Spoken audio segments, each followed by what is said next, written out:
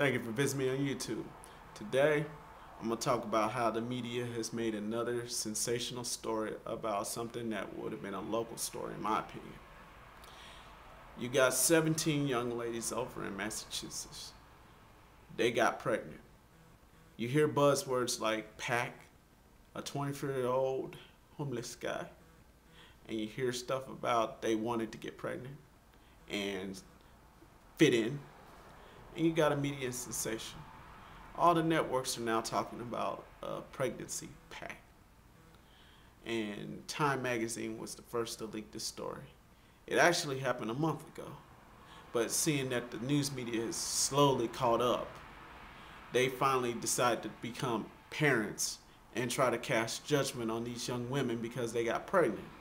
This is a very sensitive time for young women who are in high school who get pregnant. I know a lot of you parents out there who believe that your 15-year-old daughter got pregnant. I mean, it's real hard for you to understand that young people are very much active in sex. And they get it from the news, they get it from their TV shows, they get it from stuff that they find on the internet. And it gets them real sexually active. Sometimes they're afraid to tell their parents that they had sex with their boyfriend or they end up getting pregnant. And it's hard to swallow because I'm not a woman and I can't represent what a woman thinks. But I understand that young people turn to friends other than their parents for advice on how to do sex.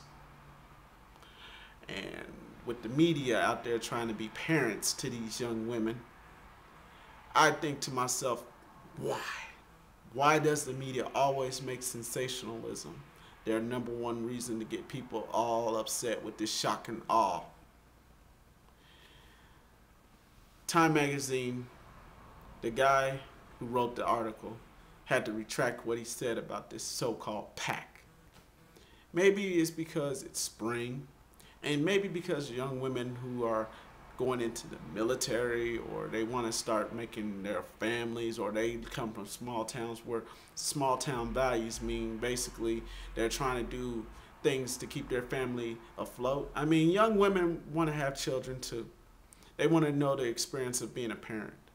I mean, you can't stop young kids from having sex unless you talk to them. That's why school instructors are there. They're there to inform kids about sex. Your parents are there to tell you about the dangers of sex, and school instructors are there to tell you about the dangers of sex. They don't need the news media to try to promote sex education. They're the reason why they're having sex. The news media. You got so many network news channels with all these hot women on there. A man probably would get a woody looking at some of these anchor women. And then, of course, you got MTV, BET, you got VH1, you got Spike TV, Nickelodeon, Disney Channel. You got all these network channels with young kids promoting stuff that your parents probably would never agree with.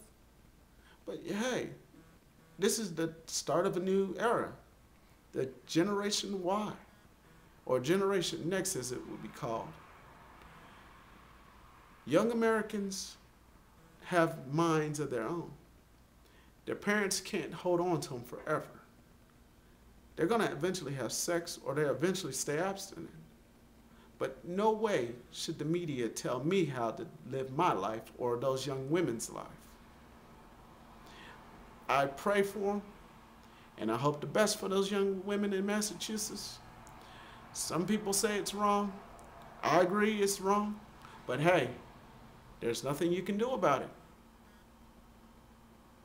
It's that simple. What are you going to do? Get on the bullhorn and tell them don't have a child? Some kids got to learn the hard way. And that's why I'm posting this video.